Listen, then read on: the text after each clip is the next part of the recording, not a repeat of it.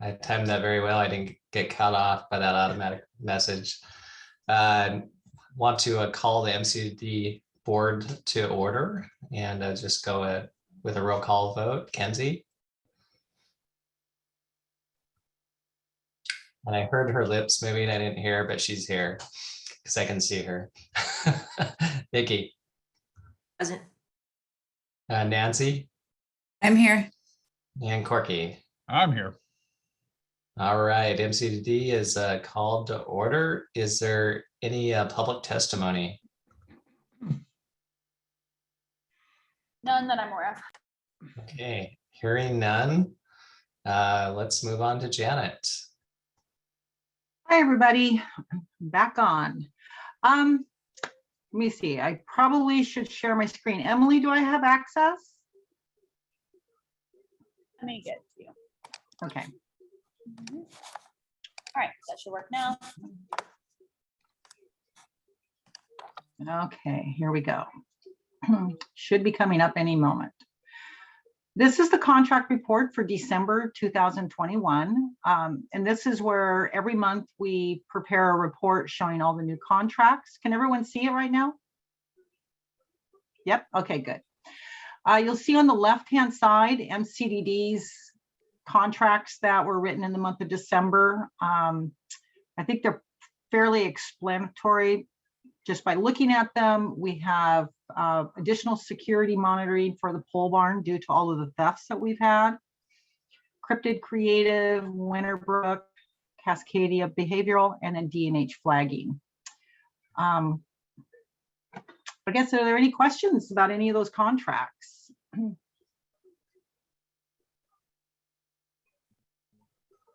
Okay, well, we can move on to the next.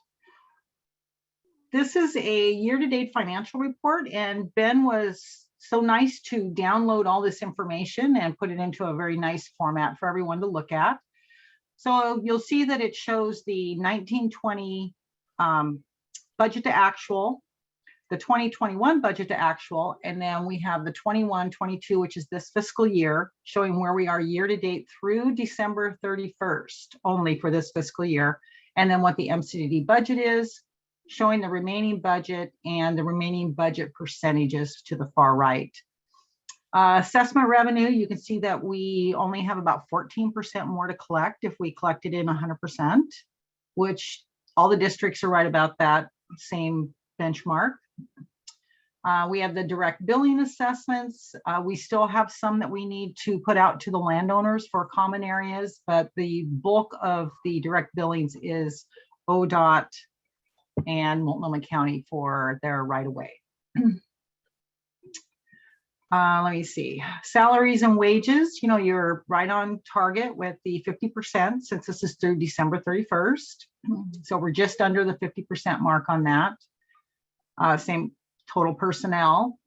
And you'll see materials and services. We still have 66% left on that. So there really isn't anything that would cause any concern. We're at the halfway point. So, you know, we've got a lot of work that's going to be done this spring, as usual. All the mowing, the herbicides, there's a lot of additional work that the operations crew will be doing. And I guess that's probably it. Does there anybody have any questions that I could go into more detail on?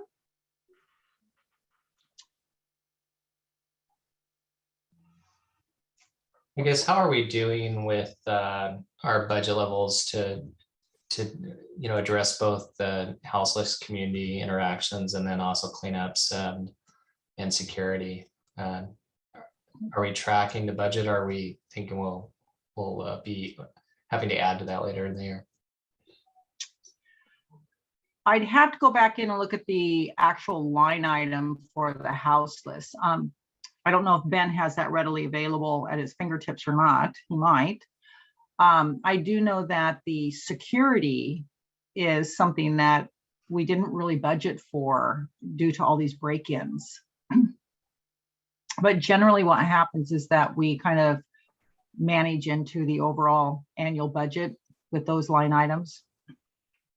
And I'm working with Keith and Ben to pull together just what the all those numbers look like. I would reflect back on the Cascadia Behavioral Health contract and let you know that that's a 3-year or 2 or 3 year contract. So all that money won't go out the door this year, but we are trying to sort of tally it up just to give a sense. And we hope to be presenting that to you as we walk through the budget process. I don't know the numbers off the top of my head. I think we've had some vacancies that were authorized for 1 year that we have gives us a little bit of cushion. Ben, is there anything you want to add? Yeah, I would like to say that, you know, we, like Janet alluded to, we only had about $25,000 budgeted for security items this year in MCDD, and we are way over that. However, I wanted to frame that and say that we are way underspent when we look at our total materials and services. So even though we're overspent in one single line item, it's not an issue when we look at the budget holistically. But it does have implications for what we want to talk with you about as we approve next year's budget. Right. So, Yeah. And I could also speak to the houselessness coordination. We do, if you'd like me to. So we budgeted $60,000 for houselessness related issues this year in a specific project number. And we were just looking at this yesterday, and we haven't spent that entire amount yet. But I was just speaking with the project manager over that, and we have spent some money in that, but we do have a little bit more to go in the current year to accommodate the things that we wanted to. And I see that Evan raised her hand on the video. Yeah, and I would just note, especially since Corky, you had brought it up, I think last month, expenses associated with the eco blocks that we've been placing around, I think it was Corky, sorry if I'm misnaming the board member, the eco blocks that we've placed around Pump Station 4 and in other parts of the districts.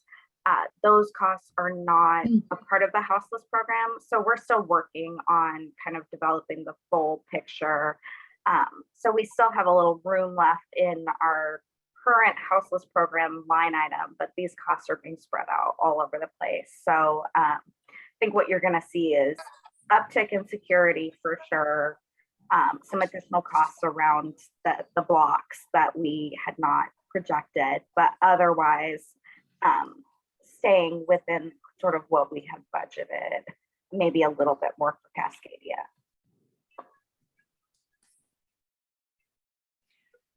All right, thanks for that explanation. Any other questions? Nancy? Yeah, so I have, I was just curious, Janet, you mentioned that the revenue collection with 14% remaining is similar to other districts. I just, what am I trying to ask? Is it similar to previous years as well, or are we taking a hit there with the disruptions in the last 2 years? No, it's about the same because it all comes to the property tax roll. And, you know, as you are aware, most people anymore, when they are refinancing their homes, everything goes through escrow now. So our collections are higher than what they used to be, say 10 years ago. Okay, great. Thanks Yeah. for that perspective. Appreciate it. Sure. All right, Janet, anything else? No, that's it.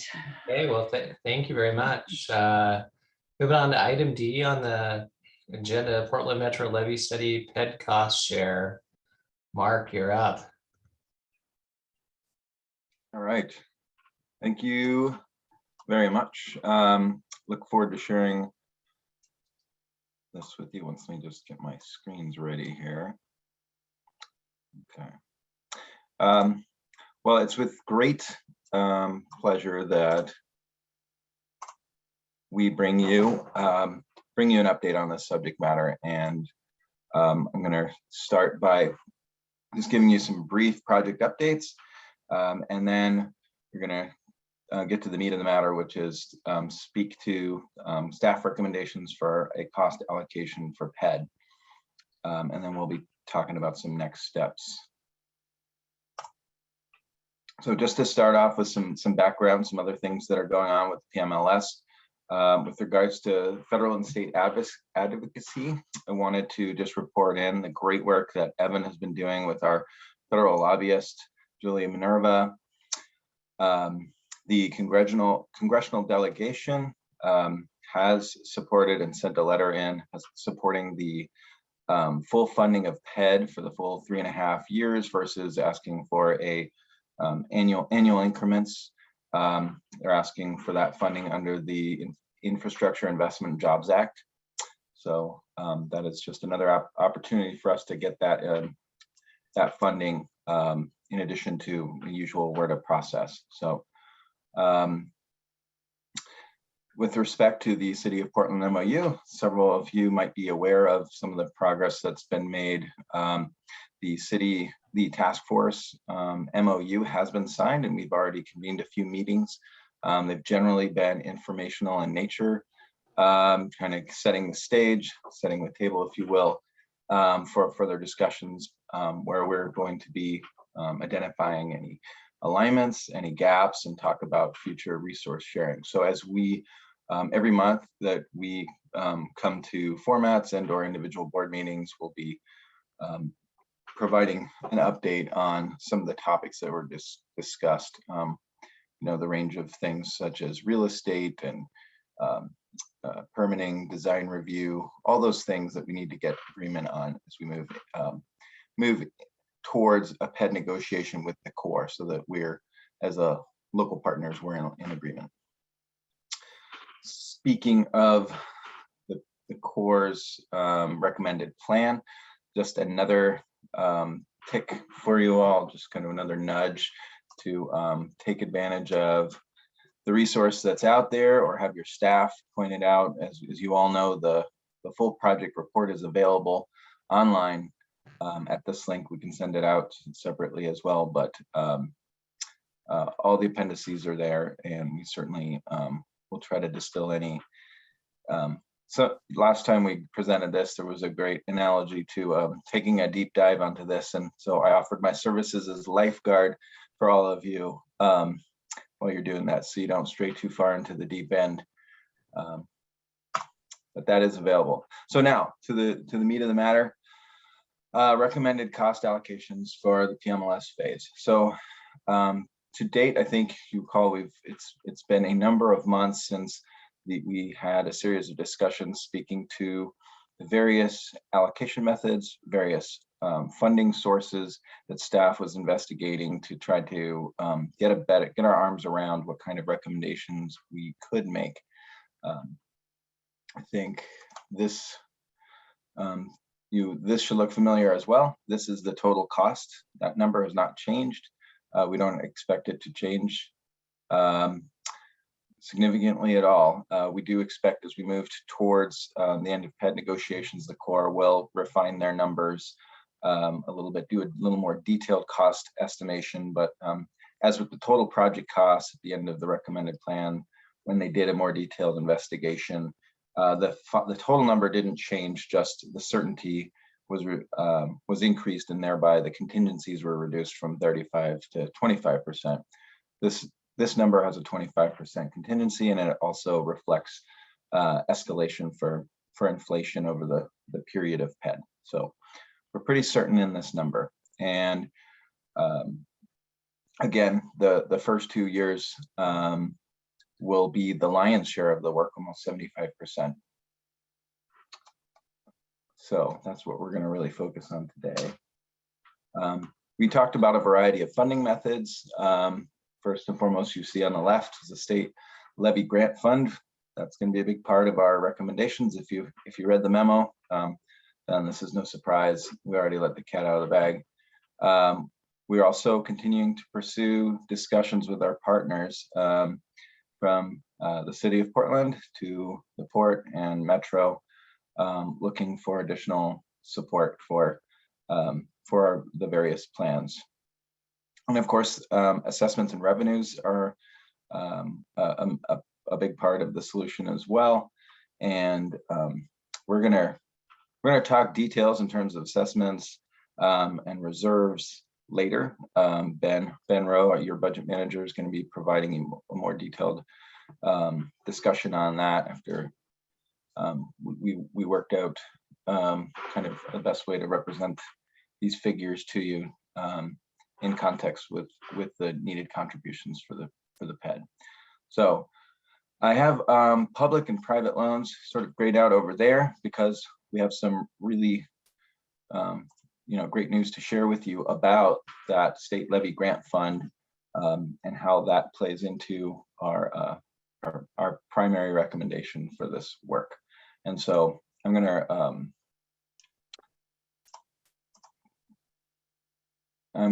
turn it over to Colin to speak to that Business Oregon State Levy Grant Fund and give you a little more detail about our discussions, which have really shaped the recommendation that you saw in your package. So with that, I'm gonna check and make sure. I know that Colin had. I'm on. Thanks, Mark. You are on. Great. Okay, turning it over to you. Yep, I lost power, so I'm on my phone. We're on Pacific Core, so Kenzie, no action needed from PGE, but I think we should be back up and running in the next few hours.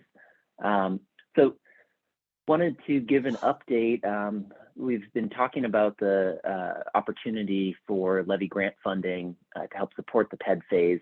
And in the last couple of months, we've had a number of meetings with Business Oregon staff and have now actually worked out a plan with them to receive conditional approval. And so I wanted to walk you through that. But before doing so, just wanted to give a quick review of what that levy grant fund is. And so it is an evolution of the levy subaccount of the Infrastructure Finance Authority loan program under Business Oregon that we helped create in 2015 and have been advocating for statewide support of levy operators all over the state. It was recognized that a lot of levy operators, ourselves included, really needed a grant program more so than a loan program to tackle some of the big capital projects that were required. So during the 2019 session, we were able to have this levy grant program created. It was funded during last session, and it allows for up to $2 million of grant for each levy district. So for us, that would be 4 districts, but 40% of the funds can go to urban districts, 60% to rural communities. And so currently it's funded to $15 million. And that means that $6 million in total are available to urban districts.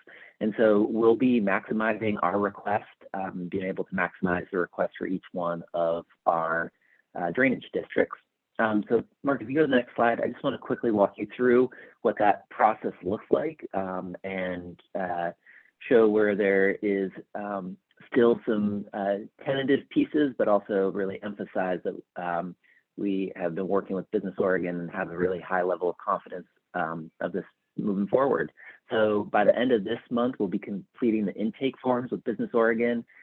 They will bring that, our regional development officer will bring that to the internal Business Oregon stand-up meeting where they basically have a no-go decision made. So that'll be on Tuesday, January 31st. We'll actually be able to have word of being able to do the full application. We're already penciled in on that agenda. Hopefully they give us the thumbs up, and then we will be able to complete the full applications. And then we're penciled in on the agenda for the Infrastructure Finance Authority Board on April 1st. Because our request is more than $3 million, we need to go in front of that board. It's also a really great opportunity to continue advocating for this need and how important the Infrastructure Finance Authority and Business Oregon support for levy operators is. So that is a talking point that we continue on and continue to build the partnership around the state. So hopefully we get what's considered conditional approval on April 1st from that board. Why it's considered conditional approval, it'll be conditional on the bond sale going through in April and May. So right now, Business Oregon has nothing but green lights as far as what it looks like for moving forward in that bond sale. But until it's finalized, they do have to reserve the right for that bond sale not to go through. And so that's why we're seeking the conditional approval on April 1st. That will allow us to start developing the contract with Business Oregon, hopefully have that awarded summer of 2020, this summer. And that would allow us to actually receive the funds October of this year in time for our partnership with the Corps. So that is our process and the basis of our budget option 1. So I'll hand it back over to Mark. Thank you. Thanks, Colin. Looks like Kenzie has a question. I'll also say my power just came back on, so everything's great. Oh, good. Sorry, go ahead, please. Yeah. Would you mind flipping to the prior slide quickly? Just to clarify, the bond sale is from, sorry for the echo, from the Business Oregon, and it's contingent on the grant availability, or it is a dependency for the grant availability.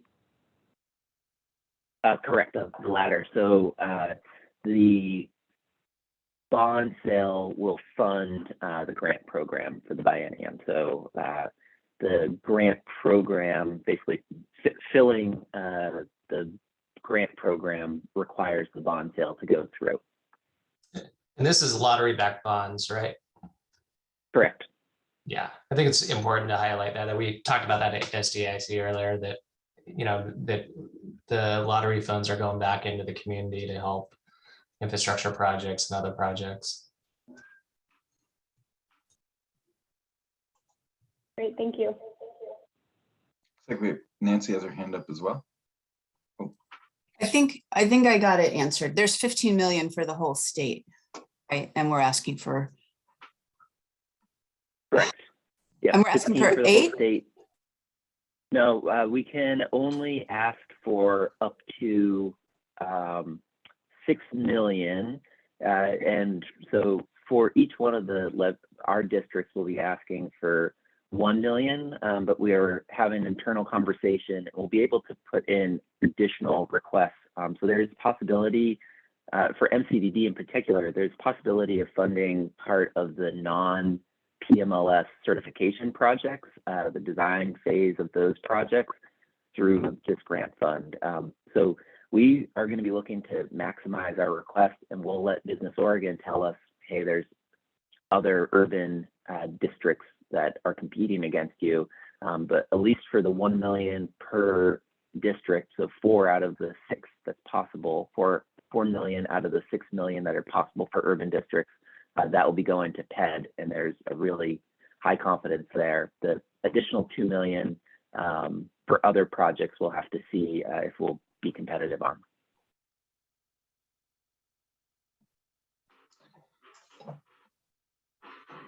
Okay, I'm going to move on. We'll certainly have more chance for questions.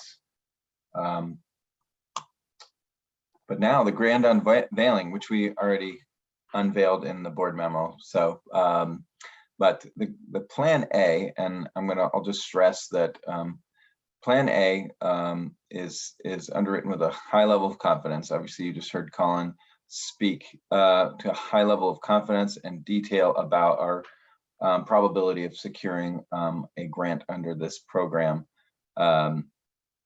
We certainly weren't going to come forward with such a strong, forceful plan A without a lot of confidence and without a lot of details as far as how this would be executed and the process and the timing. So it's with a lot of pressure that we present plan A. I'm going to just walk you through what that plan A means, and then I'll talk about our contingency plan B. So the plan A, I'll show you the cash flow year to year, but plan A involves $4.16 million for the first 2 years of PED. The overall cost of PED is obviously 5.6 million, as we talked about. The first 2 years front loaded 75%, 4.16 million. and that involves a 20% local cost share for the grant funding by the districts. We are using an equal allocation method for Plan A, which would result into a $208,000 burden by each district. And the reason we went with an equal allocation method proposal is that it allows us to request the maximum amount from this source. So there's, you know, as we all know, there's variability between the different costs and benefits for the various districts. And so, so we wanted to make sure that there's no cause for not awarding each district the maximum amount possible. And we did talk to Business Oregon about this, and this is acceptable for our funding request. So the remaining amount, this $208,000 is well within the current financial capability. Obviously, this is a much lower amount than we've talked about in the past, and Ben is going to speak more to that in the next presentation. These are the actual numbers. These are the same numbers you see in your board memo. As you can see, the first year of PED is the most expensive. These numbers are all consistent with what you've seen before. It's about 2.3 million for the first year and 1.87 for the second year. So that's why there's a difference between the 2 years on the cash flow and the concurrent amount of local cost share. I think that's pretty straightforward. These numbers are obviously significantly better than what you've seen before. And that just, again, reflects our confidence in this plan. But that said, what we will be coming to you with is a resolution for both this plan, which is our leading plan, as well as our contingency plan, which I'm going to explain next, simply so that we can hit the ground running in the slight possibility that we don't receive this grant funding or sufficient funds. We have a plan B in place. But again, I don't want that to undermine our confidence. But that what I'm about to show you is our contingency plan. So contingency plan is laid out here. These numbers are more akin to what we've been presenting to you for the past few months when we didn't have any confidence or certainty about the timing of the state levy grant. We are proposing a distribution or an allocation based on the composite method that we spoke to earlier, that equal balance of project costs and economic benefits. And those numbers should be, again, what you've seen before, and how they flow from year to year. And again, Ben will be presenting those numbers in the context of available assessments and reserves and other means, and what that leaves your reserves at, and what his recommendations are based on for operations and maintenance. So in addition to assessments and reserves, we looked at existing commercial loans that MCDD has, and we looked at what realistically can be implemented, and found up to about $200,000 in excess capacity that we need to spend will be available to finance PED as well. So we'll let you work that out with Ben.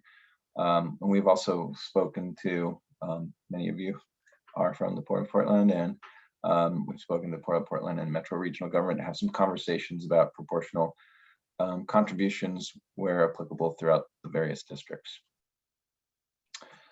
So I'm going to just pause there for some questions before I talk about our overall timeline for these board discussions, and I'll just reiterate that we expect to come to you sooner than later with a resolution to sort of codify this decision, and in February, and we'll also be following that up with an IGA for the allocations.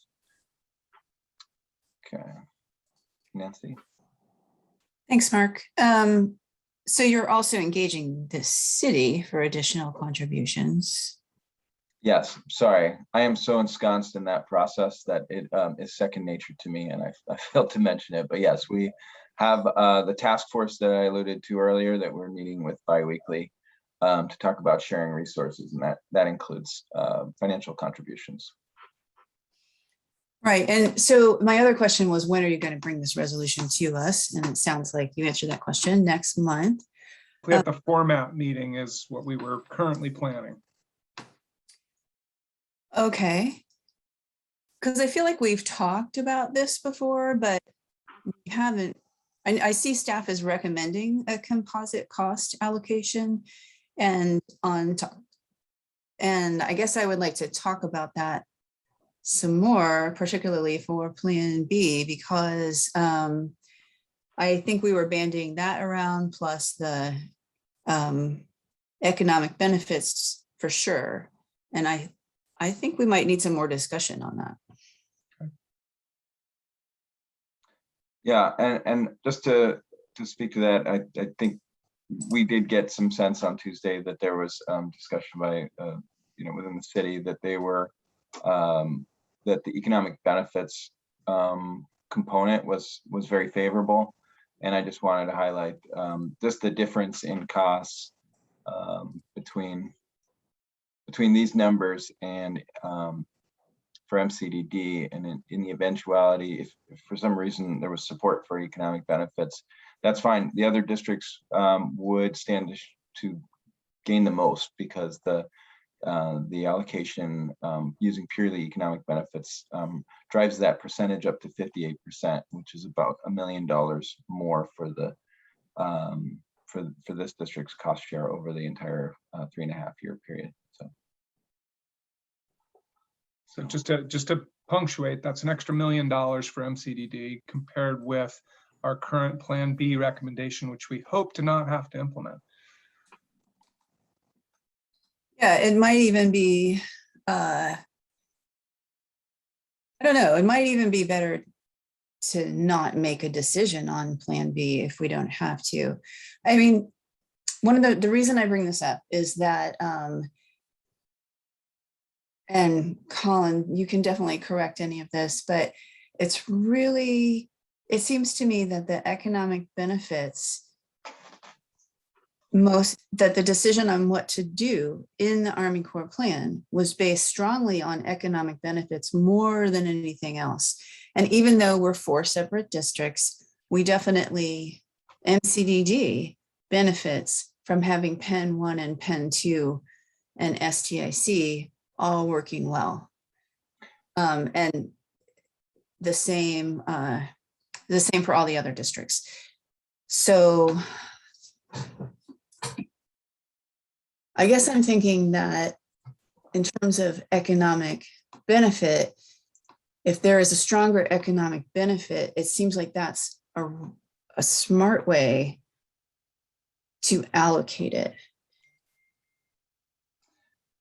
I know it's extra money for MCDD, but it's all the same amount of money, totally, in total. So I think that so number one, with the grant funding, which is almost secure, and I understand the whole idea why you would go to an equal split in that case, because we can maximize the amount of grant funds we get. But if we're thinking with our MCDD hats on, plus we know we're going to a bigger district and we care about what happens in those other districts, that's the reason why I'm bringing up economic benefits as something that makes more sense overall if we don't have the state grant funding. I just want to inject a quick point of fact. I know you directed the question at Colin, but I heard that talking point on Tuesday with respect to the importance of economic benefits as a consideration for the Corps. But I do just want to point out that it is a benefit cost ratio that is the Corps' final decision metric, which does still involve cost as a ratio of the benefits. So it's so this hybrid allocation was sort of developed on the premise of injecting both factors into that decision. You can certainly still decide things based on just an economic benefits distribution, but I just wanted to highlight that point. Just one quick point, and I think Supervisor Collier should get a chance to talk, his hands up, but we are planning to have a little bit more detailed conversation with our partners from the City of Portland this afternoon at the task force meeting. And I think there's going to be a sort of separate caucus at the end to talk through this. And Colin and I met with Mike Jordan this morning to walk through some of this, and promised him an update after our meeting with SDIC today. And I don't want to speak for SDIC, but my impression was we got a favorable reaction to the even split for this first effort. So that's positive news from my perspective. So more conversation is definitely available. I want to reflect that I think, Penn 1 can't commit until they determine whether the city council or others are going to invest. And SDIC is interested in ensuring that there's sort of a not to exceed number for them. And I think where we got some comfort from them is that based on the number we've been working with them on, both scenarios are still less than they were budgeted to spend. So I'm hopeful we can come up with a similar arrangement for the other districts, but we hear you. And the City of Portland's been quite clear on this benefits calculation in the last week or so. We appreciate that. And can you just, I'm not muted. Sorry, Corky, I just want a clarification from Jim. SDIC can commit to equal benefit. Is that Plan A? They were comfortable with Plan A. I mean, obviously they haven't seen the resolution, neither has anybody else because it doesn't exist yet. But Ken, I think that's a fair characterization. I want to be careful not to speak for the board before they've actually voted. Yeah, I mean, that was the feedback that we had today, is we were comfortable with the allocation method, the Plan A allocation, equal allocation. And Plan B is really a contingency. And I think if we approach that precipice, we'll obviously be having more conversations with the board. But what we were hoping to do, just quite candidly, in order to get a couple of variables pinned down for our budget development and approval process, was to try and get a Plan A and a Plan B identified by each of the boards, if we can. Yeah, and when this is brought to the board, is it going to have a Plan A only? Is it going to be the one plan we're going with, or is it going to have a backup plan? Our plan coming into this week was to have one resolution that had Plan A and Plan B in it, so that we could not revisit the question with you all, but that could evolve as we actually write the resolution and the boards react to it. It might be good to have a check-in on if things don't work out on the grant, to have a further discussion on Plan B. Seems sort of inevitable if that happens, but again, for our budget purposes, trying to pin down what y'all are thinking is helpful to us, but not necessarily required. And Corky, go ahead. You've been waiting a while.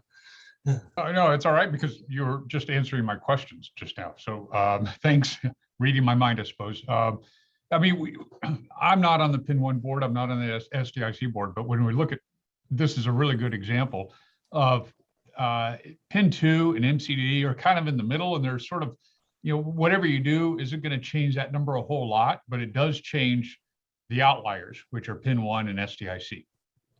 Coincidentally happen to be on the outer edges too. And so just making sure they're in agreement on this is extremely important, I think. And it sounds like you've done that. For my 2 cents on that last little bit, I would suggest maybe not having a resolution with Plan B in it, because like you said, Jim, you really need to come back to the board. If you don't get the grant, you need to come back to the boards and discuss this a little bit further anyway. So I'm fine either way, but it might settle nerves if Plan B is not written in there just yet. I don't want to predict. I'm not a gambling man, but when you see Ben's presentation on your forecast, it may provide some additional information for you all and supplement your comfort level wherever it is. It could be supplemented worse or more. We're going to find out. Well, this is excellent work, and appreciate you getting this out here. Any other questions for Mark? I have a few more. Just Yeah, a few before more we're quick sliding slides. So if no other questions on those things, I was just going to review their process, our kind of our roadmap again. We like to bring this up periodically just to show you the sorts of decisions that this is sort of our preeminent topic, but it is not the only topic. So if you look at the winter 21-22, you'll see that's obviously on our mind right now, funding options and decisions. And we've been updating these periodically to make sure they reflect reality. Partner contributions and collaboration, that speaks to what Nancy alluded to, the ongoing work with the task force, with the city, as well as our other partner discussions. And then the other ongoing work, in addition to there's staff work that's ongoing with real estate that all the boards funded. So that's conspicuously absent, but we don't have any decisions on that yet. HDRW, that is the environmental contaminants, the study or analysis of potential environmental contaminants that could be encountered during construction. CORE's acronym, hazardous, toxic, radioactive waste. It's lovely. It's about as great an acronym as the UFSWID. Anyway, we have that going out to contractors soon to just look at the work that the Corps did and make sure that they didn't miss anything and provide any recommendations. Probably there'll be a first glance on recommendations, get board's feedback and see what they're comfortable with. And then you can see in the spring, we'll be following up further. So that's kind of what we're working on now, and we'll just keep this updated for you.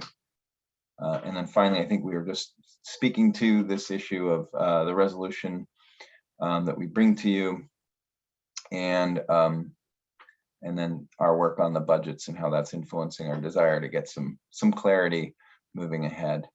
And we will be providing updates at formats and individual board meetings on the Business Oregon grant progress. And that's all there is. Thank you very much for your attention. Any questions?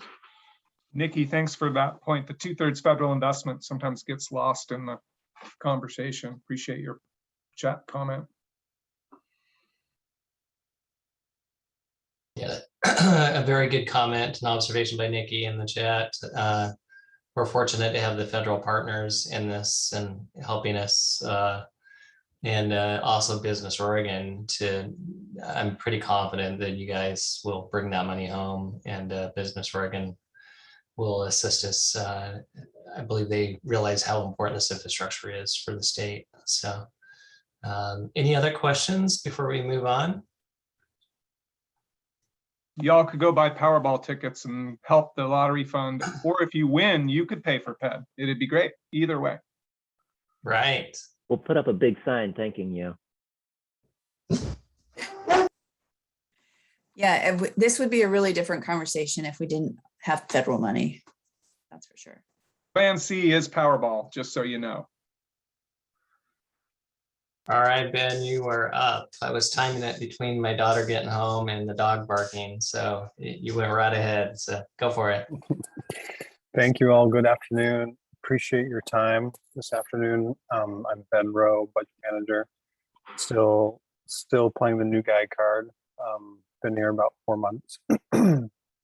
So we're going to back up just a little bit and talk about our budget process. And if I can get my slides to work. So we're going to talk a little bit about budget calendar, our priorities. We'll revisit the current year financials just briefly, and then we'll go into the forecast for Plan A and Plan B as promised.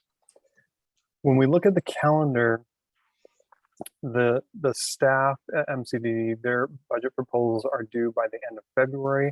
We will come back to this board in April 14th with a proposed budget, and we'll be reaching out. Emily, I believe, will propose a scheduled meeting about 2 weeks prior to that meeting to sit down with your budget liaison and review the proposed budget and walk through that with your liaison as we have in prior years.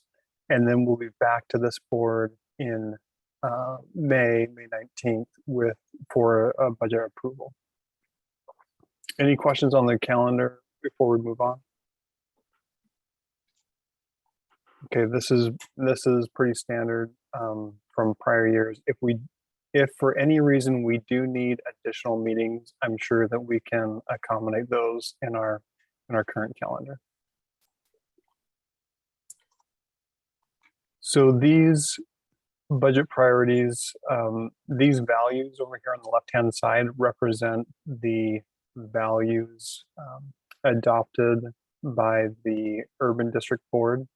And this is a very high level summary of the priorities that I believe I discussed in November that I shared with each board. Essentially, our focus in proposing and developing next year's budget is focused on safety for our staff and our properties, propping up and starting the transition for the new urban district, and of course our equity work wrapped around all of our operations. And we already visited, Janet did a great job describing our current year-to-date financials. We're on track with our revenue receipts from prior years, and we're underspending on most of our budget categories. I would say all of our budget categories on the expense side, some more than others. And so we're right on track. But if there's any specific questions related to the current year financials, I'd be happy to address those. Okay, as promised, our Plan A forecast, and I wanted to give you a few assumptions here. I'm sorry, Corky, it looks like you have your hand raised. Do you want me to go back? Yeah, just real quickly on yeah, it's great that we're underspending on expenses. I love that. Thank you. But it does raise the question of why, and I think I know the answer. But I'm wondering if any analysis has been done on that, because my concern is we're providing a service, and if we're low on expenses, maybe there's a lot of maintenance going on there that is going to catch up to us next year and be a real problem. Could I say one thing? Yeah, of course. Yeah, please go ahead. Okay. One of them is that, like with some of the operations, things are seasonal. So even though it looks like we're underspent at the halfway mark, a lot of our expenses are heavier in the spring. So we will keep an eye on those and monitor them to make sure that we're not going over. But a lot of times, some of this work won't happen until the open water work window opens up, and just there's a lot of different factors. So those expenses haven't been adjusted by month. They've been adjusted. They've been averaged out over the course of the year. Is that what you're saying? Well, no, we budget just a flat dollar amount for the year. We don't break it out per month because we have so many things that are seasonal. I got you. So yeah, even though the levying system shows that we still have 73% of our budget, you've got all your mowing and herbicide application. That's going to take up a lot of that budget the second half of the year. Great, thank you. And if I could just add to what Janet said, talking to several of our operations folks and our project managers, we are experiencing the same constraints as the rest of the world when it comes to COVID. So if there are supply contracts or other items included in these expenditures, we are experiencing the same delays as everybody else in the world. And so I think a significant portion of our underspending is related to the pandemic, in addition to what Janet shared with us. And I've tried to run off with the money, Corky, and they won't let me. So I think Try again. Yeah. You know, don't give up. Yeah. I've still got checks left. I'm good. All right. Good conversation. Any other comments before we move on? Okay. So as promised with Plan A, a couple of dynamics that I wanted to point out here. When it comes to revenues, I put in a placeholder in our assessment increases from 2023 and forward. I put a placeholder as 9% assessment increases each year. So that's one assumption. Another assumption is on the expenditure side.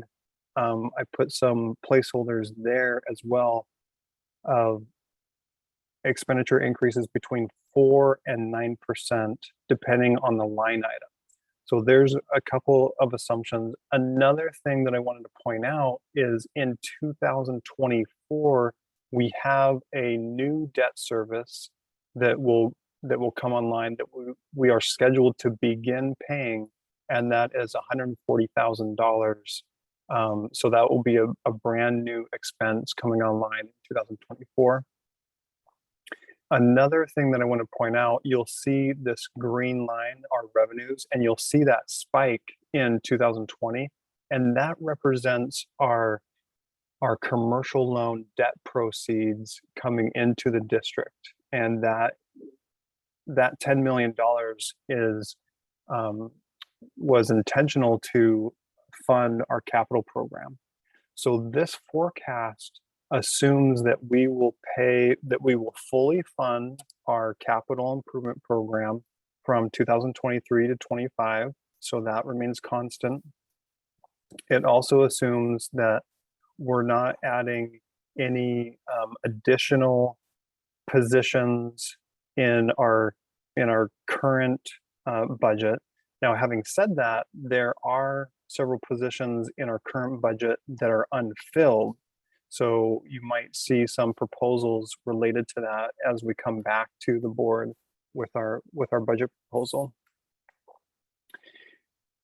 And also, you'll notice this blue band, this blue section of the bar chart represents the PED costs that will be funded by the state levy grants. And that's one thing I failed to mention. Plan A represents an equal PED cost distribution, but it also represents receiving the state levy grants. So you'll see here in 2022, our revenue is just right around $9 million. You'll see that bump up to $10 million. That represents the $1 million in state levy grants coming into the district. And then this blue part of the band, that represents the PED costs that those levy funds will fund. And then it's kind of hard to see, but this yellow band of the bar and this $115,000 in 2023 and $95,000 in 2024, those are the portions that the district will pay towards the PED costs in those years. So those are the only portions that represents the 20% contribution towards the PED costs, the 20% that's required contribution for receiving those grants from the state. I just want to make sure that I have all the dynamics that I wanted to talk about. And I think I covered all of them. One more thing. With this scenario, with this forecast, it shows that we will conclude fiscal year 2025, so June 30, 2025, with approximately $3.5 million in reserves, and that's combined both designated and undesignated reserves. And that represents approximately 125 days of operating expense. And that is, theoretically, that is sufficient to bridge the gap between the fall winter timeframe when we receive a majority of our assessment revenue and the following fall when we receive another influx of that assessment revenue. Okay, I will pause there before I go on to the Plan B forecast.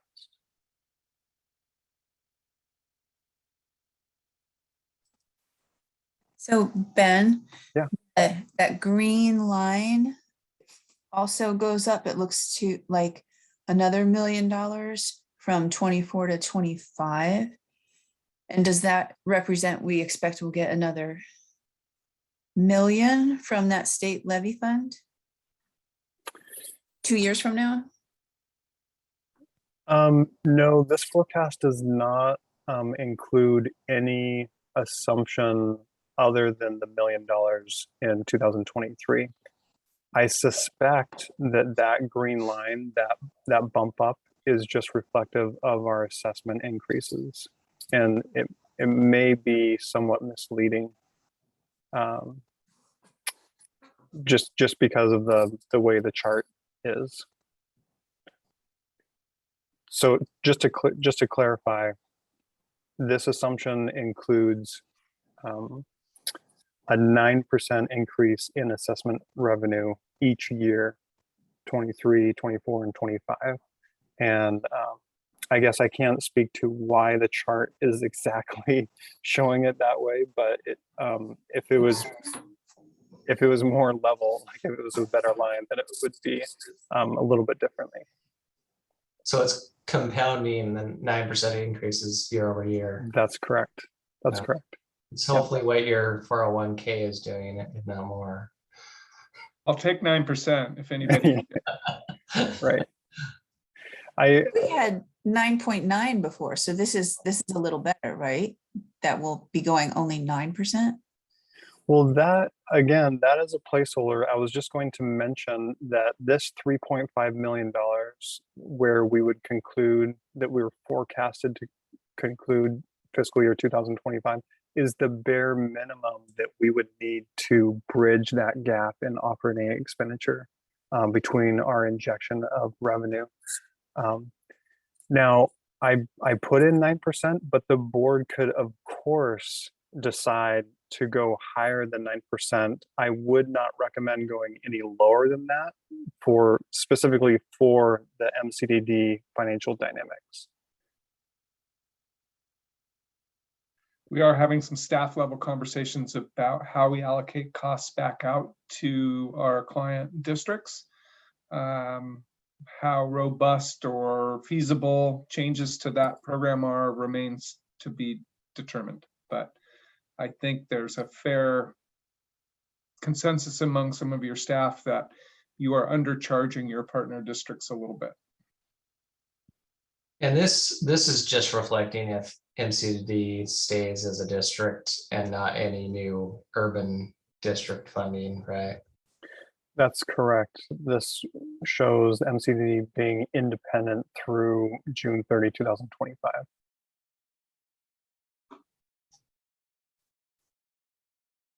So everything in here is hypothetical. And I see Nikki's hand is up. Not sure exactly who can answer this question, but for those of you who are a little more in the loop with the larger district discussions, when are we expecting, if things go well, that the larger urban district is online? We don't have it totally figured out, and I don't know whether legal's on the phone. We will know by late February, early March, whether we're successful in the Oregon legislature with the authorities we need to move to electing the board and issuing, if the board chooses to, referring a bond in 2023. And then we're digging into some of the dissolution details, but I think the earliest you could conceive of it would be sometime in 2024. I don't know whether Hong or Colin or Evan or anybody else on the line wants to get into that a little bit more, but I think that's the earliest you could expect. If not, then it would push out certainly into 2025 and probably early 2026. Does that seem reasonable, staff? Anybody else? I can't see any of you, so. Yeah, it's hard to tell just because of the moving parts and the legislative effort and the effort to get the bond or funding for the urban district, but it's not any shorter than perhaps 2 years.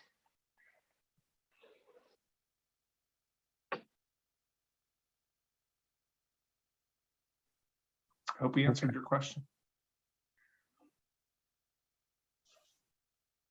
And I will just progress. Of course, we can stop for questions anytime. I'll just progress to the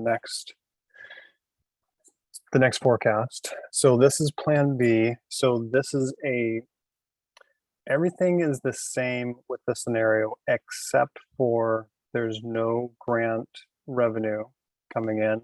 And also this is a different PED cost distribution. So you'll see the yellow band in the vertical bars. This is what the district's contribution, MCD's contribution would be to the PED costs under this scenario. So $780,000 in 2023, $640,000 in 2024. Now, what that does for us is that because of the lack of grant revenue and the high cost of this distribution model, that will dramatically draw down our reserves below a recommended level for us to, again, bridge the gap between the revenue that we receive in the fall and the next injection of revenue that we receive in the subsequent fall. So this $2 million in forecasted reserves at the end of 2025 is only about 70 days of operating expenditure. And that's below what we would need. So if we're headed towards this scenario, I would have to recommend to the board that they would need to increase their assessment increases beyond the 9%. I would just share the other option there is reducing costs or increasing revenue collection from your client districts. So correct. And it could be a combination of all of those things. And I want to stress that we're not suggesting that you choose between Plan A and Plan B. We are suggesting Plan B as a contingency should Plan A not come to fruition. And I see Kenzie's hand up, and I would just, before we go to Kenzie, I just wanted to add that if at any point we discover that we will not get the state grants, I think that we could come back to the board with a different financial forecast of what would need to happen in that scenario.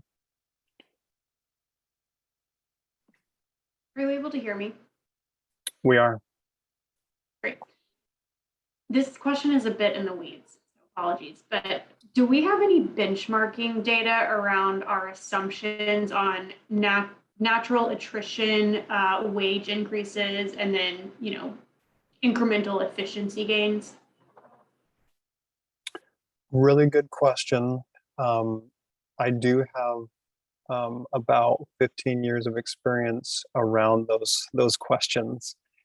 So I only have my experience in Oregon and Idaho with that. Traditionally, what you will see with government agencies in our area is that you'll see a 3 to 5% cost savings when it comes to personnel expenditures, and that's achieved through natural attrition. However, based on my analysis of MCDD expenditures over the last 5 years, we specifically do not experience that. So we are smaller. So my experience is with larger agencies with 5 to 1,500 employees, and so there's a greater range or opportunity for that natural attrition. At MCDD, we expend all or more than our proposed personnel expenditures. So that's just one part of your question. So another part of your question has to do with just regular expenditures throughout the year, right? And incremental cost savings. So based on my conversations with staff and looking back over the last 5 years, it's my opinion, my observation that we have cut back our expenditures quite a bit in hopes that once we transition to the new district and have a new revenue model, that we can fully fund where those expenditures should be and need to be to adequately maintain our assets and maintain our service levels the way they were intended. In my opinion, we are delivering on our service levels, but at a bare minimum. And there's several things that are deferred maintenance, specifically regarding our capital program, that should and need to be addressed. But we, in my opinion, are currently wrapped up in just getting the new district up and running and forecasting that new revenue model so that we can address that backlog of deferred maintenance when it comes to our CIP. Kenzie, really good question. Did I address what you were looking for? Yes, thank you. I think Go the ahead. big efficiencies will come when we're not doing, 5 board meetings in a week. And I mean, no offense to any of the boards, you're all awesome, but it's basically an entire week for most of your staff. So we will see some savings, but not until that new organization is functional. And there'll be some overlap between when it stands up and when the legacy districts go into dissolution. So. Corky, looks like you got a question. Yeah, the last point that you made on about deferred maintenance, it's a really good point. It's a tough one. I think if there are any concerns or questions, let's bring it back for more board discussion. My recommendation is be careful. Go ahead and start budgeting maintenance that should be done rather than putting it off. We're trying to, there are 2 possibilities here as we move into a GO bond, presumably. One is we pad the budget to say, oh, we need a lot more money.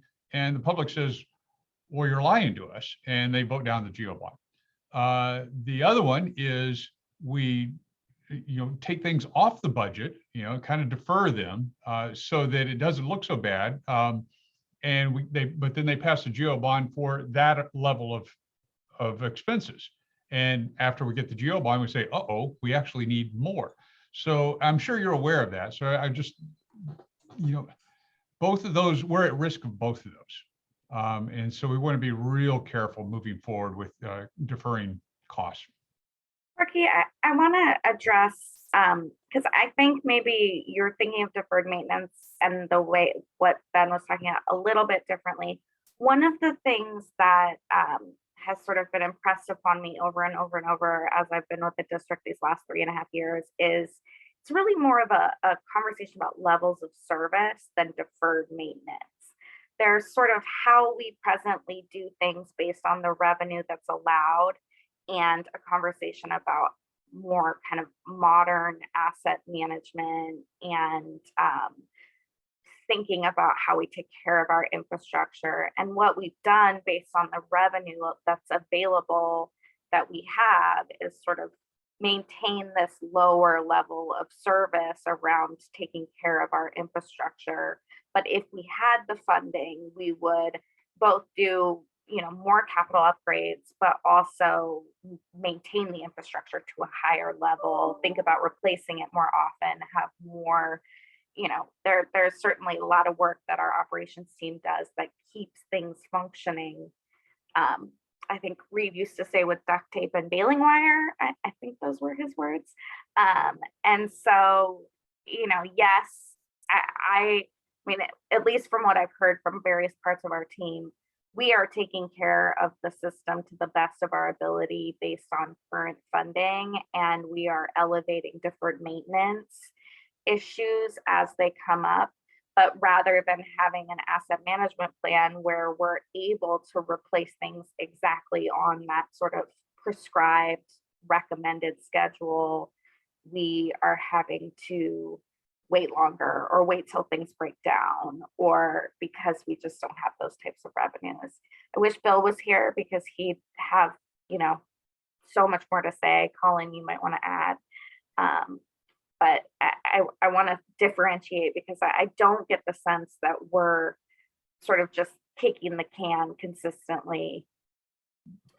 My mistake. I was using deferred maintenance because that term had popped up before. I agree with what you're saying, Evan. My point is still the same.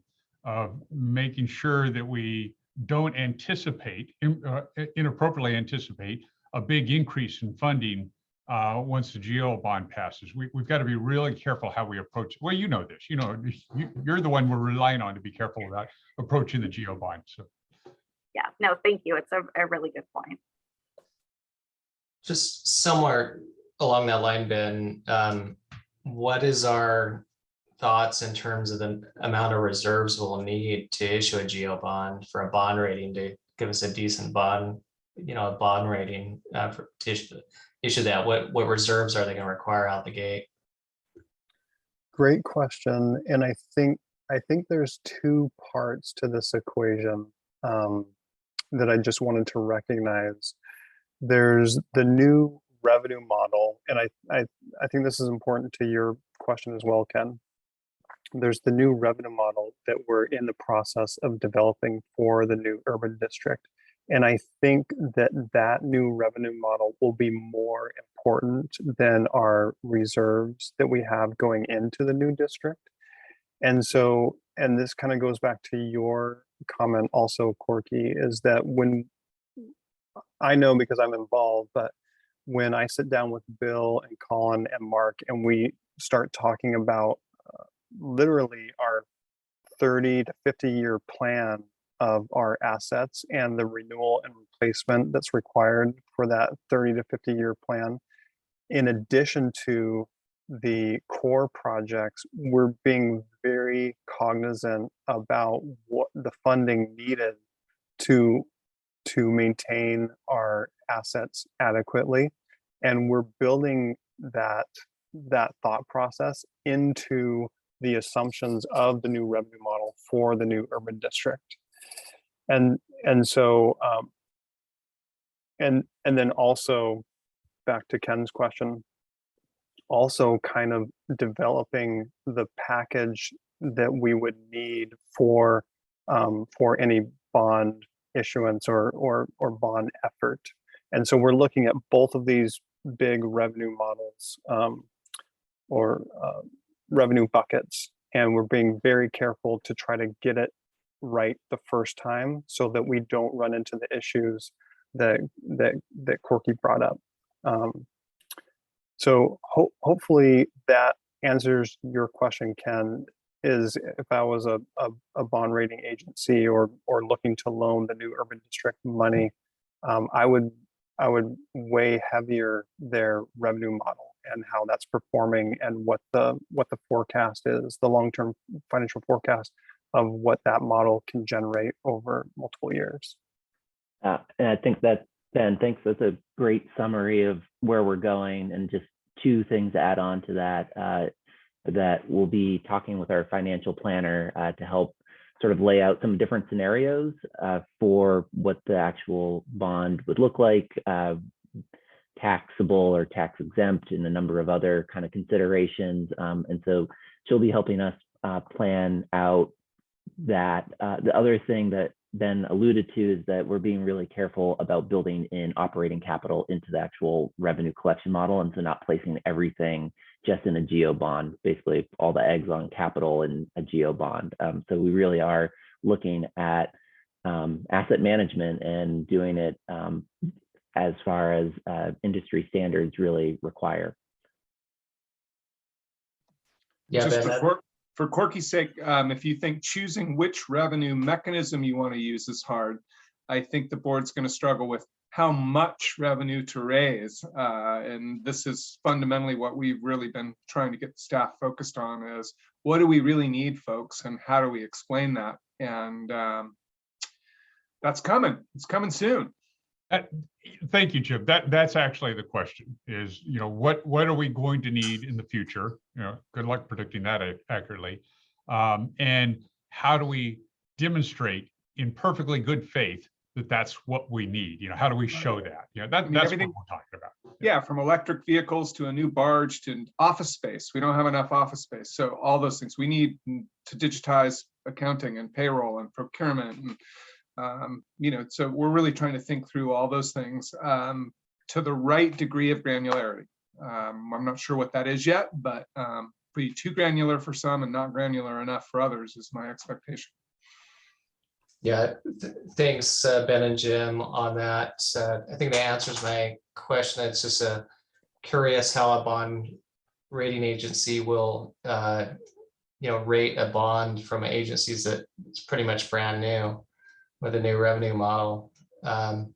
Right. I think that's one of the big challenges with the utility fee. If we're going to be going to IGAs with local governments to collect that, it's just not as rock solid as a property tax or something else. But that's all, part of the fun we're going to have over the next few months. Right. Thank you. Keith, did you want to say something? I see you. Yeah, I think I would. I just would weigh in, having gone through a few ratings on GO bonds. The benefit of a GO bond, since it's a separately supported tax levy, is the rating agencies are going to look more strongly at the economic conditions in the community and the ability of the community to support that tax levy. They will consider the financial health of the agency and especially the strength of the agency, the financial management practices of the agency. But the specific financial conditions, such as a reserve level, probably won't weigh as heavily on a GO bond as they would if it were a agency-supported bond. Great. Thank you. And just on that note too, that's the Urban Flood Safety Water Quality District reserves, right? Which would be all the reserves of all 4 districts stuck together. Yeah, assuming that the new urban district is the issuer of the bonds. Yes, that's exactly right. And I think you'd have to assume that the legacy boards all agree to that sort of combining of historic reserves. There's some conversation about trying to allocate those reserves geographically and so on that could complicate the use of those. So just heads up. Kenzie? More a quick comment than a question. To Keith's point about being able to demonstrate a high level of financial maturity for the organization, that might impact timing considerations of digitizing finance or some other project. So I'm sure that's on your mind, but just wanted to raise that point.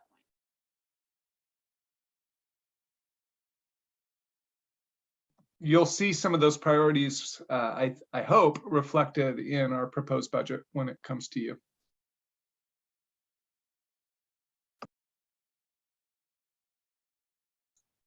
All right, Ben, anything else? Just yeah, I just have one more slide. Just a big thank you for your time.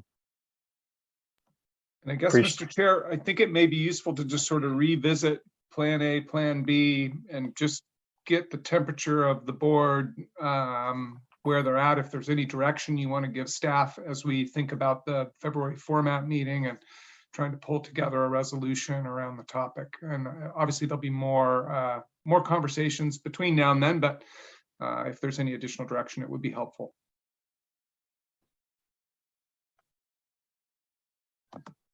And I do like your last slide too. Makes it real with people and people getting together. So as it stands, we're going to bring you a resolution to all the boards for their consideration that would have that Plan A really be the plan, with that Plan B with some form of allocation associated without winning those grants. And we'd like to present that to you at your February meeting. And we're obviously open to more conversation along the way and taking input from all the boards. I wonder if we could present it as 2 different things. I think we could get resolution on Plan A right away, which I think is the focus at our format meeting. Because we generally don't have a lot of time for discussion at the format meetings. So I wouldn't even want to get bogged down in discussion about Plan B if we can all agree on Plan A, number 1. So Go ahead.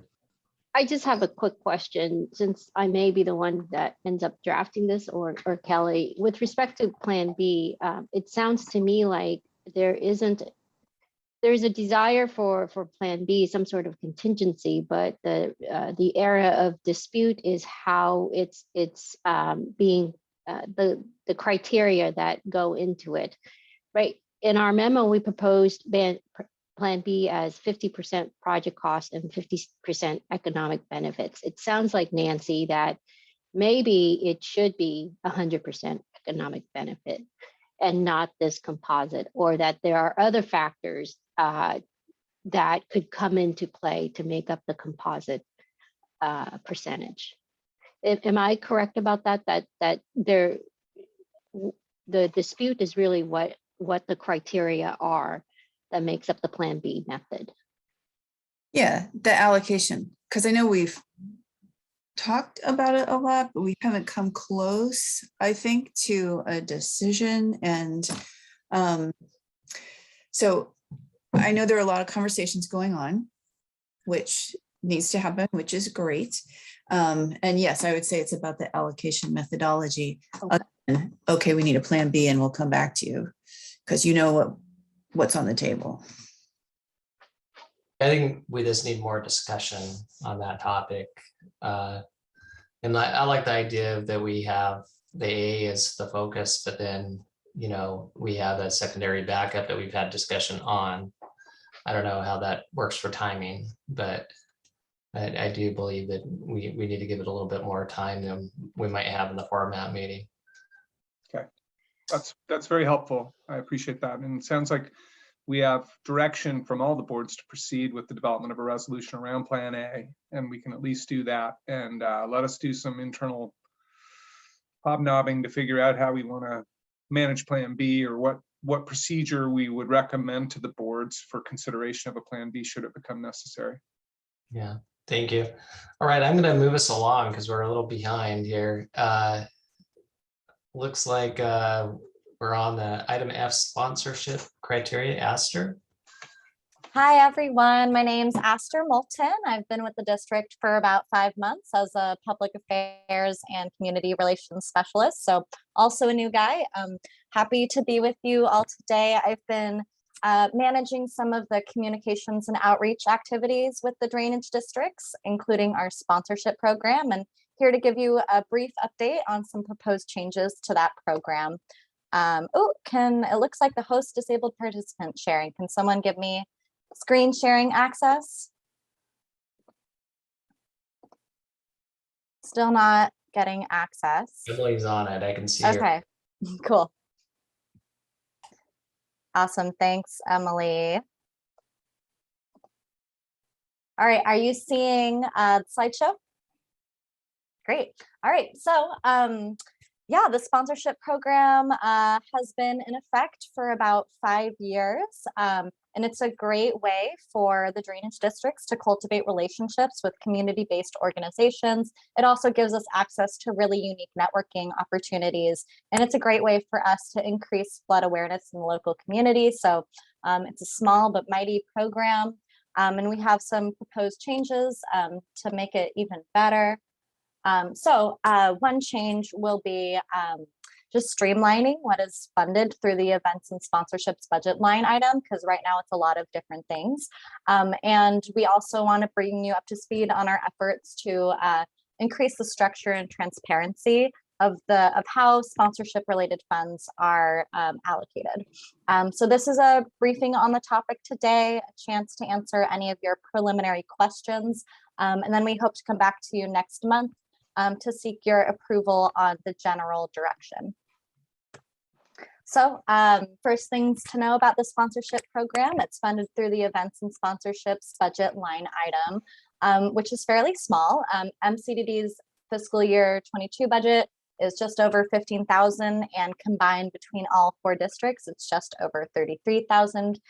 As I mentioned, it's included a lot of different things, not just traditional sponsorships. It's included district hosted events such as bike the levees, tabling event fees, educational partnerships, and those traditional sponsorships. And when I say traditional sponsorships, I'm talking about opportunities where agencies contribute to an organization's mission without having any direct benefit outside of those networking and marketing opportunities. So the first change we want to make is recategorizing things that are not a district hosted event or a traditional sponsorship into a different budget line item. One of those things are educational partnerships. For instance, we've partnered with the Columbia Slough Watershed Council to fund flood education and levee education activities in schools throughout the Columbia corridor. And that's not so much a sponsorship because there's a mutual benefit there. So we'll still pursue that partnership. We'll just recategorize it.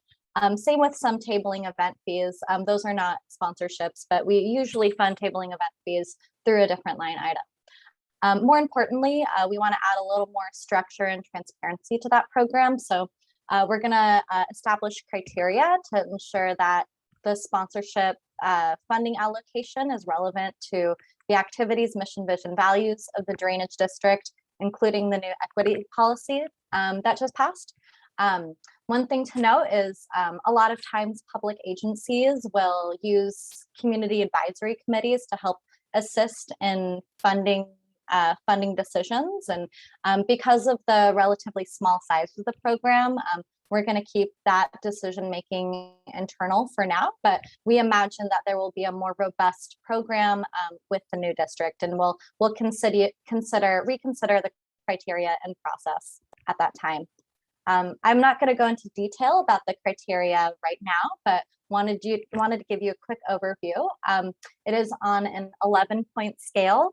It considers geography, equity, flood education, operational relevancy, and relationship, whether the requesting organization is a new drainage district relationship or continuing one. Each requesting organization would fill out a short form, and the questions of that form would guide the organization through this criteria, would reflect that criteria, and MCDD staff would take that proposal and give it a score. And the higher the score, the greater the potential for funding. And then if an organization or project program scored less than 5, we would consider not funding that opportunity. Another process change that we're working with our legal team to propose would be that board members and staff would no longer be directly submitting sponsorship requests. Instead, if a board member or a staff is a part of an organization that would like to receive sponsorship funds, we would ask that someone else from that organization submit that proposal. And that will help decrease potential power dynamics, as well as any appearance of conflict of interest. And the next step, in addition to answering whatever questions you have today, is to go into a little more detail about the criteria next month and seek your approval on the general policy direction. Thanks for having me. That's all I have for you right now. I wanted to keep it brief to make some time for questions.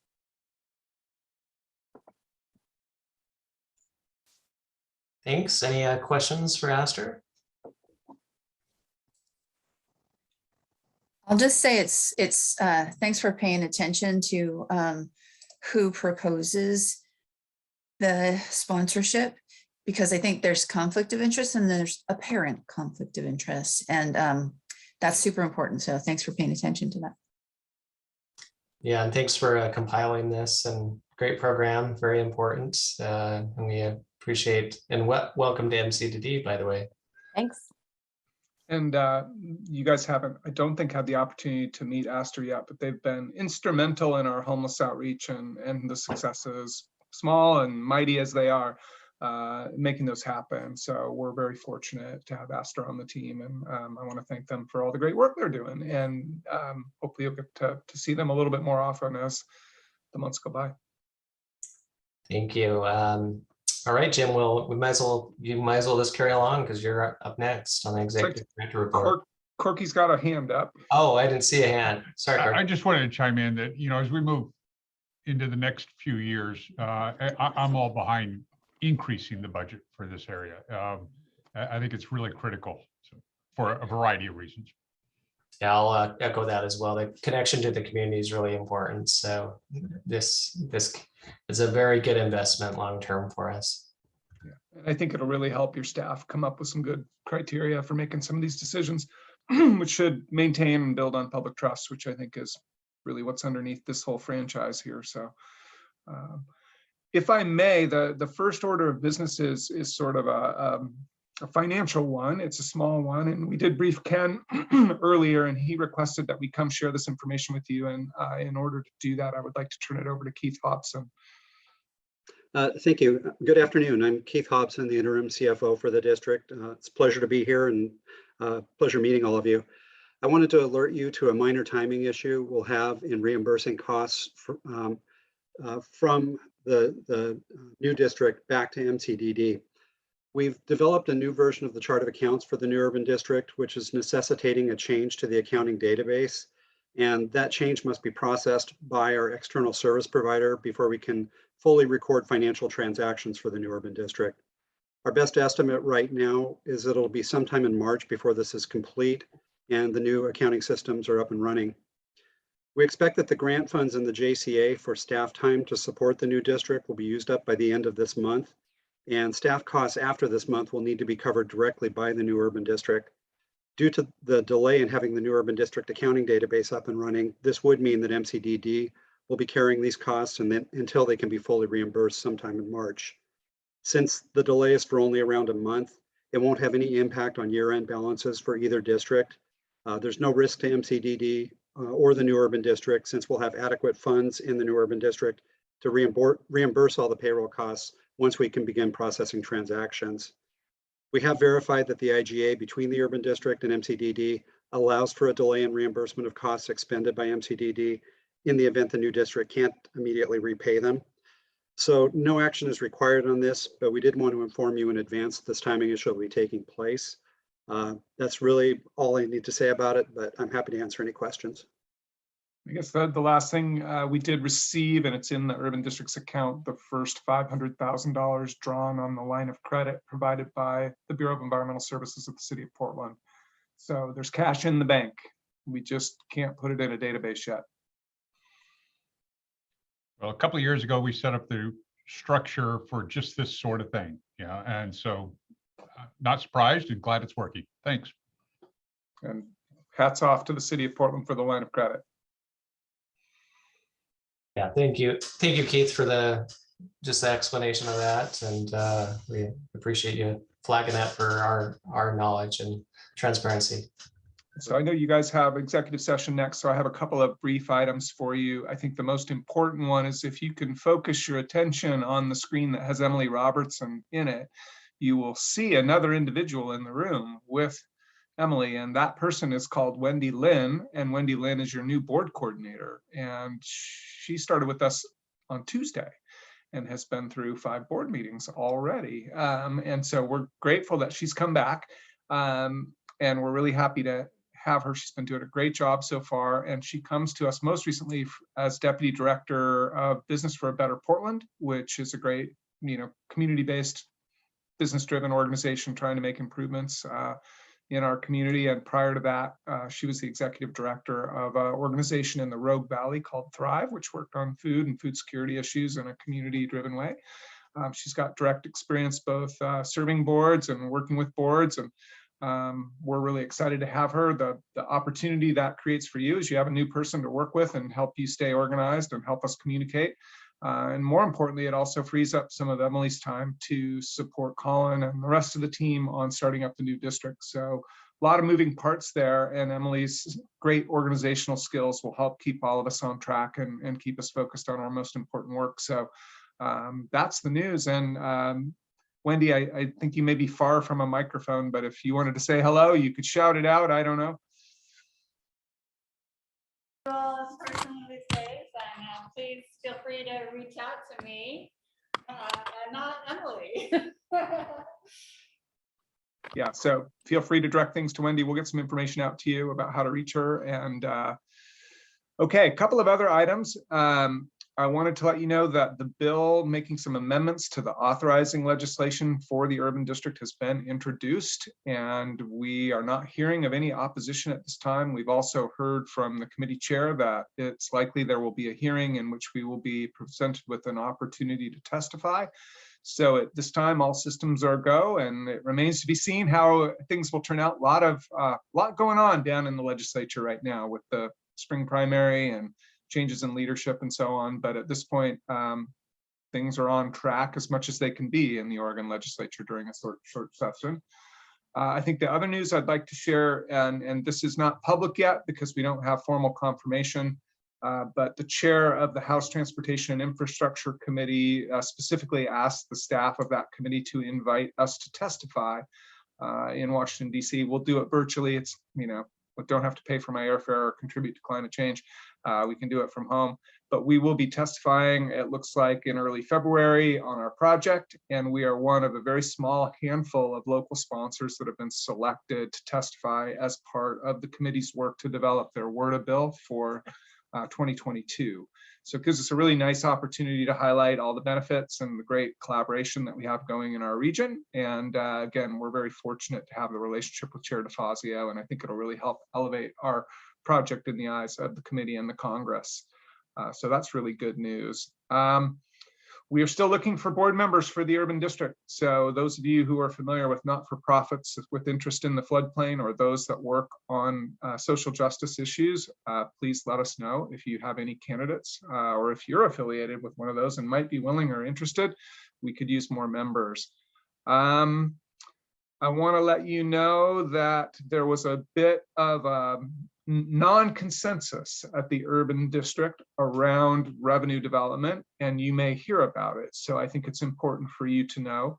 You may be aware that there's a revenue development team working on creating the new revenue model for the district. There was a decision that needed to be made about which revenue mechanisms would go into a model to look at how they perform and who pays what. And a recommendation came up to model a permanent property tax levy and a serial operating levy for the new district levied against property taxes. And there was not consensus on the board about that. The dispute kind of broke down around East County versus Portland Metro and others.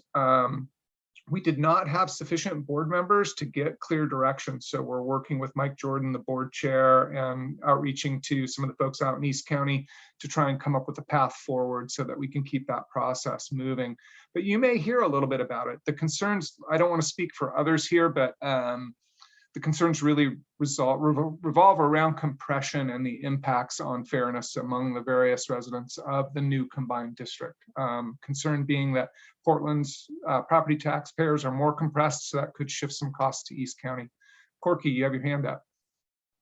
Yeah, just being your representative on that board, I want to let you know that for whatever it's worth, I did vote for modeling the tax, even though I think there are real concerns about compression.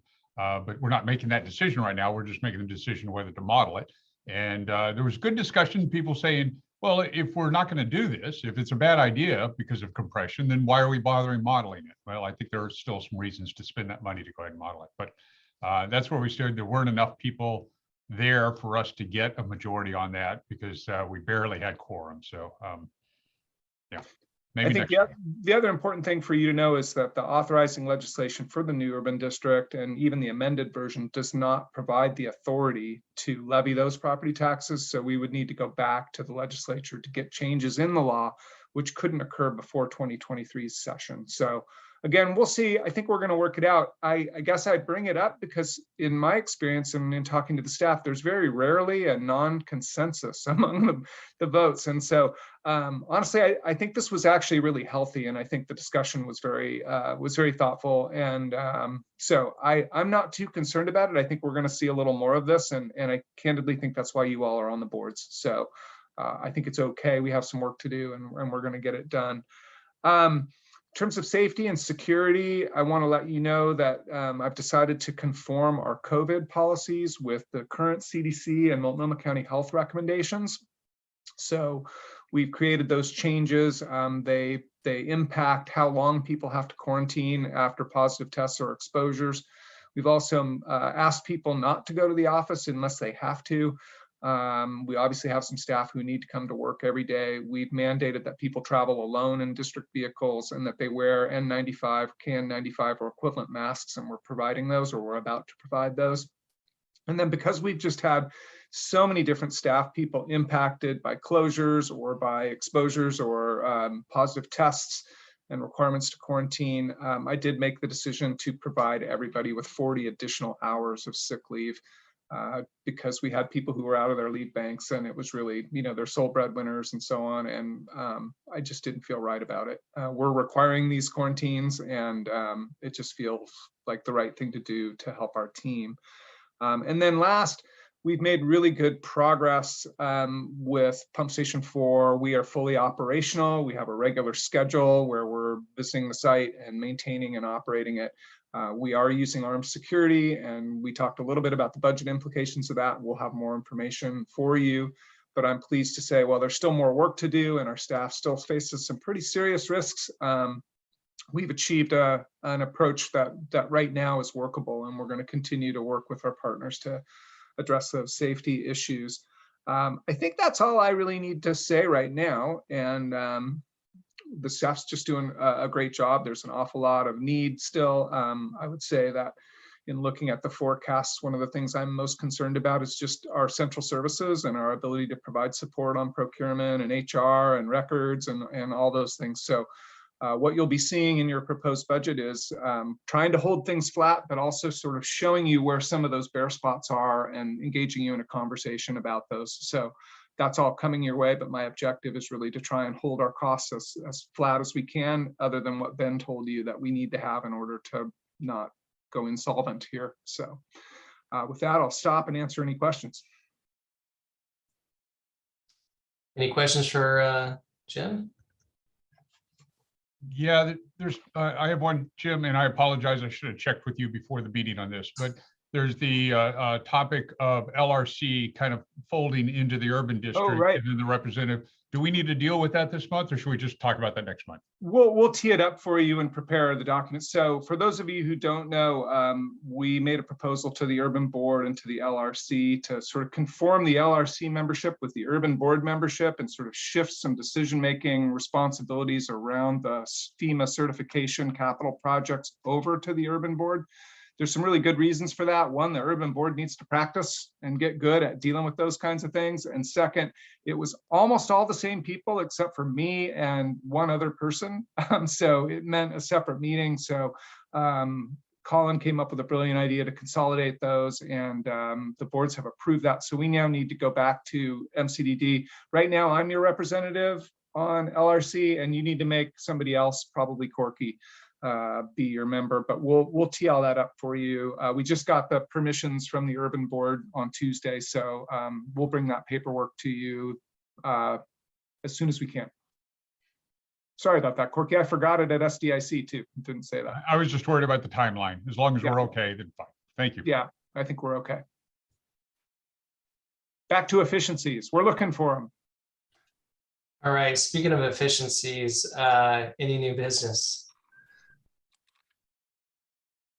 All right, with no new business, we have one final item on the agenda, which is Jim's Executive Director Performance Review. And I believe we're going to go into executive session for that. Am I staying? I'm assuming I'm staying. You're But staying. You can't you get can away kick me out whenever you need to.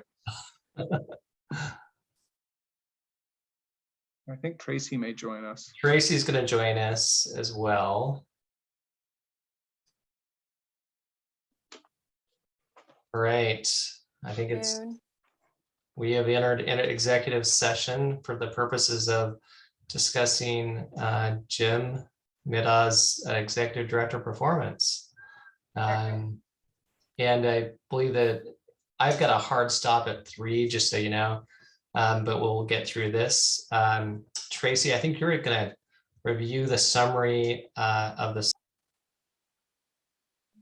All right, MCDD board is back in formal session to discuss Jim's evaluation and his eligible raise under his contract. And just as a summary, Jim's contract means he could be eligible up to 5% and a COLA of 2% effective, was it 1/1/2022. So in deliberation of what that amount would be, and then adopting it during this session. Want a recommendation? Yes. I'll recommend that we give them the 2% COLA and the full 5% based on the fact that he scored as high as you can on our evaluation. So let's give him the highest amount. Any other thoughts from the board? I would just amend that to say retroactive to when he was eligible for a raise, which Tracy, I don't know if you had that date. So, and my thought is just, are we also doing a 1-year review, and do we give another merit increase at that time? Yeah, so the 1-year review would come up in a couple months. I think it has to be in May or June, and then he would also be eligible for a raise at that time. And the maximum that staff can get every year? So it's 1 merit increase, but we have for staff, I think it's part of like bringing in and hiring and attracting employees. We have kind of included that into some of employees' offers, like a 5% increase. So is there a 6-month review that staff can get eligible if they're new? Yes, yeah. Okay, I think that's the difference is we have a new director and then it goes to annual. We don't do 6 months, every 6 months after that is good. Right, right. This Yeah, is we only might because he need was just hired. We might need some clarification on the raise. I would think the 5% was intended as an annual, but now we're doing a semi-annual. So we'll need to get some clarification on how that's supposed to work. And I think I just got the clarification, which is that what we're proposing now is because we have a new employee, it's 6 months, 12 months, and annual after that. Right. And that's the same for our staff. Correct. Hire them in, which gives me a lot more comfort that it's the same. So I appreciate going through that. I appreciate the question and clarification, Nancy. That's excellent. So I hear Corky 5% plus the 2% COLA. Does that resonate with people, with the board? Yeah, I'll second that. I think it's Yeah. retroactive to January 1. Yeah, I think he was eligible, was it November or October? Okay. I think December 1st was 6 December months, but 1st. it's, December you 1st. guys, I'm well compensated. I appreciate you. I'm having a lot of fun. So Well, I take some of the awkwardness out. You guys are, this is a really great opportunity. I feel privileged even. So thanks, Jim. It sounds like we have a resolution to give you a 5% cut per year contract, performance essentially raised 2% COLA, retroactive to December 1st of 2021. I think the COLA should be the same as everybody else, which would be January 1st. Okay, that's fine, which is a great input. And all in favor? Aye. I'll just do a quick roll call vote so we have it. Nikki. Aye. Corky. Aye. Nancy. Aye. And Kenzie. Aye. Aye, thank you. I almost nominated you, Tracy, as a board member. I almost said Tracy. All right, Jim. Well, thank you. I've got to drop off a call. Again, good job. We really appreciate your I think leadership. this will be the easiest period of review in my career at MCDD, just so you know. I think it'll get harder from here, but I'm happy to be where I'm at right now. So I don't know. You've had a major pandemic to deal with and a lot of things. So more time to break promises coming. So we'll see. All right. See y'all. Thanks, everyone. Thanks all. Now and adjourned. Thank you, Tracy. So